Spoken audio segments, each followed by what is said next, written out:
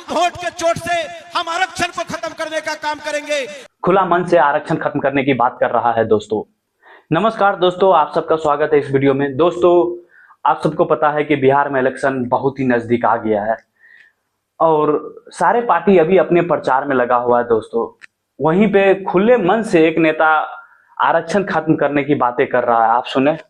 हम वोट के चोट से हम आरक्षण को खत्म करने का काम करेंगे, संविधान बदलने का काम करेंगे। हम वोट के चोट से हम आरक्षण को खत्म करने का काम करेंगे, संविधान बदलने का काम करेंगे और भाई संजीव जी का लालटेन छाप पर बटन दबाकर भारी मतों से विजयी बनाने का काम करेंगे। इन्हीं शब्दों के दोस्तों, ये नेता खुले मन से आरक्षण खत्म करने की बातें कर रहा है, आपने सुना।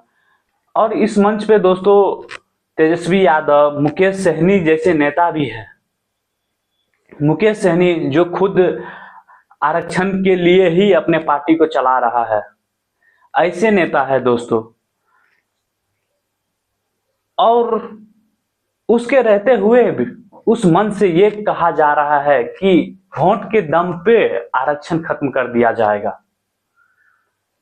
आप सोच सकते हो, अगर तेजस्वी यादव मुख्यमंत्री बना या फिर आरजेडी या महागठबंधन का कोई मुख्यमंत्री बना, वैसे तो कोई बनेगा नहीं, बनना है तो तेजस्वी यादव ही बनेगा अगर जीतता है तो क्या आरक्षण सच में खत्म कर देगा?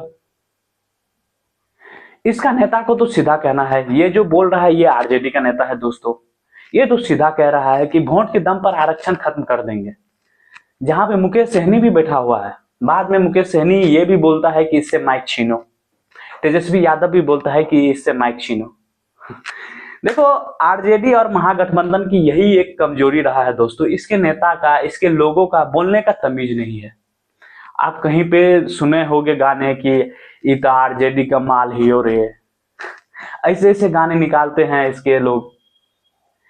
और कई बार आपने ये भी सुना होगा कि आरजेडी का जो समर्थक है वो बोलते हैं कि कोई बोलते रहे आरजेडी की सरकार होगा, तो इस तरह का भाषण करते हैं, इस तरह का बातें करते हैं, जिसके कारण आरजेडी को नुकसान होता है। ऑन कैमरा बोलने से एक नुकसान होता है दोस्तों, जो चाहता है कि सरकार बदले, किसी और को भी मौका मिले, वो लोग फिर से उसी तरफ चला जाता है।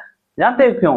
क्योंकि आरजेडी के समर्थक इतना रंगदारी दिखाने लगता है इलेक्शन से पहले, इलेक्शन के बाद तो जो होगा वो तो किसी से देखा नहीं जाएगा शायद, लेकिन इलेक्शन से पहले इतना करने लगते हैं कि जिसके कारण लोग फिर से एनडीए की तरफ चले जाते हैं दोस्तों। और बिहार में सरकार नहीं बदलता है और बिहार जैसे चलता है चलते रहता है।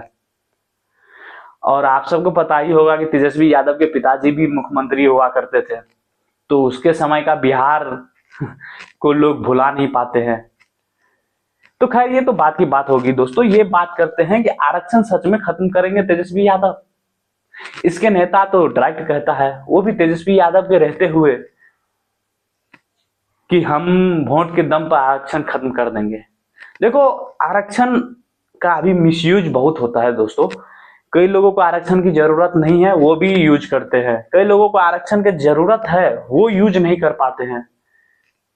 तो आरक्षण रहना इसलिए जरूरी है क्योंकि बहुत सारे लोग हैं जिसे आरक्षण सच में चाहिए, तो उसे मिलना चाहिए।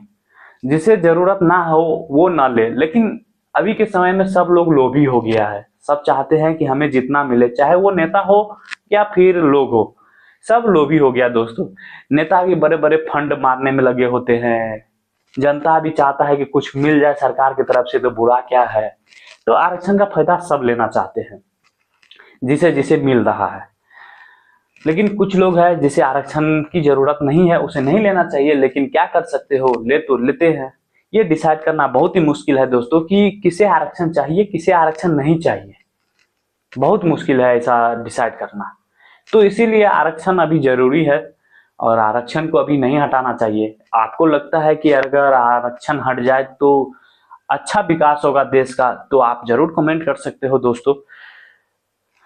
बाद बाकी आप ये बता सकते हो कि आरजेडी का सरकार आने पर क्या सच में आरक्षण हट जाएगा, या फिर जैसा चल रहा है बिहार वैसा ही चलेगा।